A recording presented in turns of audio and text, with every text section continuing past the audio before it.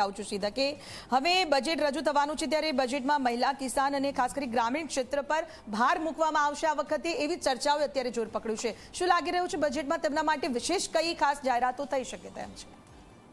ગ્રામીણ વિસ્તારો ઉપર તો ફોકસ રાખતા હોય છે અને દરેક સરકાર રાખતી હોય છે। તમે જુઓ કે આપણે દરેક સરકારના કારણે જ આજે ગામડે ગામડે ઇલેક્ટ્રિસિટી પહોંચી છે। 18,000 ગામો છે એ 2014 પછી થયા છે, પરંતુ એ પહેલાં કોંગ્રેસ સરકારોમાં કે બીજી સરકારમાં પણ એ થયું હતું।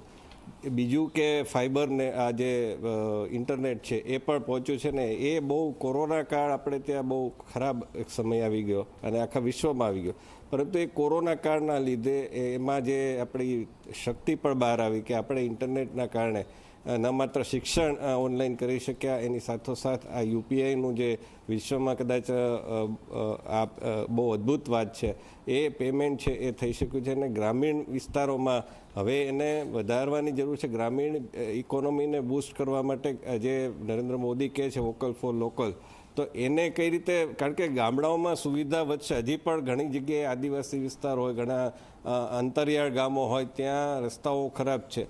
તો પહેલી વાત તો તમારે ઇકોનોમીને બૂસ્ટ કરવી હોય તો એને માટે તમારે રસ્તા સારા કરવા પડે।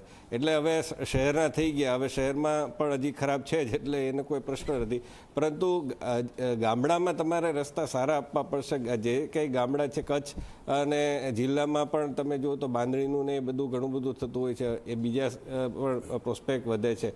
ઇવન તમે આજે નરેન્દ્ર મોદી સરકારે એક વસ્તુ સારી કરી છે કે ટુરિઝમ, પરંતુ ટુરિઝમમાં માત્ર મોટા મોટા મંદિરોને જગ્યાએ, દાખલા તરીકે હું ઉદાહરણ આપું કે ગોપનાથ મંદિર છે ભાવનગર જિલ્લાનું, તો ત્યાંના રસ્તા પણ અંતરિયાળ જો સારા કરે અને થોડાક પહોળા કરે તો એના કારણે ત્યાં પણ જનારા લોકોની સંખ્યા વધારે થઈ શકે છે અને સરળતાથી લોકો જઈ શકે છે।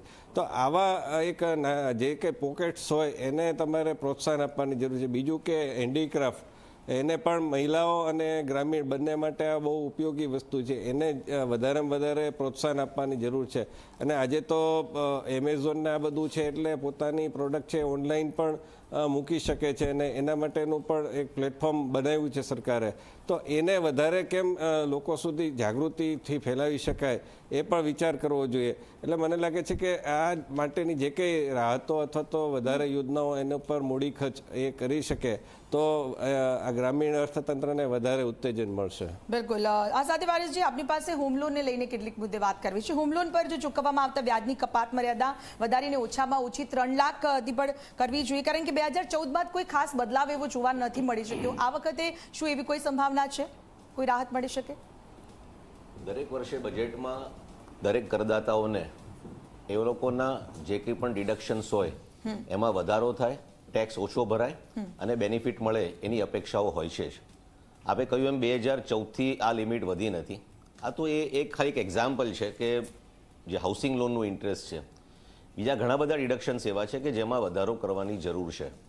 આપણે અગાઉ એક ચર્ચા કરેલી હતી કે જે બજેટમાં રાહતો અથવા તો જાહેરાત થાય છે એનું પછી અમલીકરણ કેટલું થાય છે એનું એનાલિસિસ કરવું ચોક્કસ જરૂરી છે।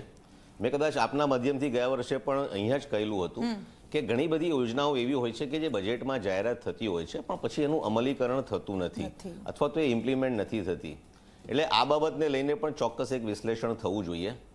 કરદાતાના ટેક્સમાં જે ઘટાડો થયો છે અથવા તો કરદાતાને જે રાહત થાય છે, દરેક કરદાતા એવું ઈચ્છે છે કે જેમ સોશિયલ સિક્યુરિટી હોય છે એને ભવિષ્યમાં એ નિવૃત્ત થાય છે, વ્યાજના દર ઘટી ગયા, જે પેન્શનર્સ હોય છે, નિવૃત્ત વ્યક્તિઓ હોય છે, એમને નિવૃત્ત થયા પછી પેન્શન પણ ઓછું થઈ જાય છે અને બીજા બધા જે ગવર્મેન્ટના બેનિફિટ્સ મળવા જોઈએ એ નથી મળતા।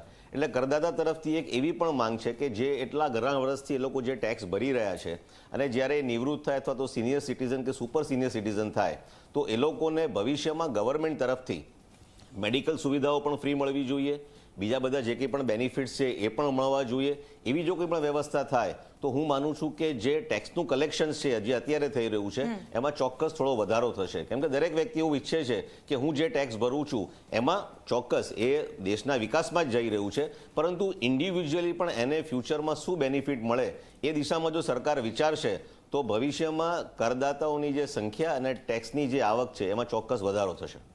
બિલકુલ આ સાથે માંગભાઈ જે રીતે આ વખતે વાત કરીએ તો એક કાર્ડ પણ રબાઈ રહ્યું છે કે ભાઈ મોદી ગેરંટી વિકાસ સાથેનું આ વખતનું બજેટ ને મોદી ગેરંટી એટલે ખાસ કરીને મહિલાઓની જે વાત આવે છે તો તેમનો માટે પણ અને હવે વાત મહિલાઓને લઈને કરવી છે મહિલાઓ માટે મોદીજીની ગેરંટી હવે અત્યાર સુધી આપણે જોયું છે ઘણી બધી યોજનાઓ બહાર પાડી છે સૌથી પહેલા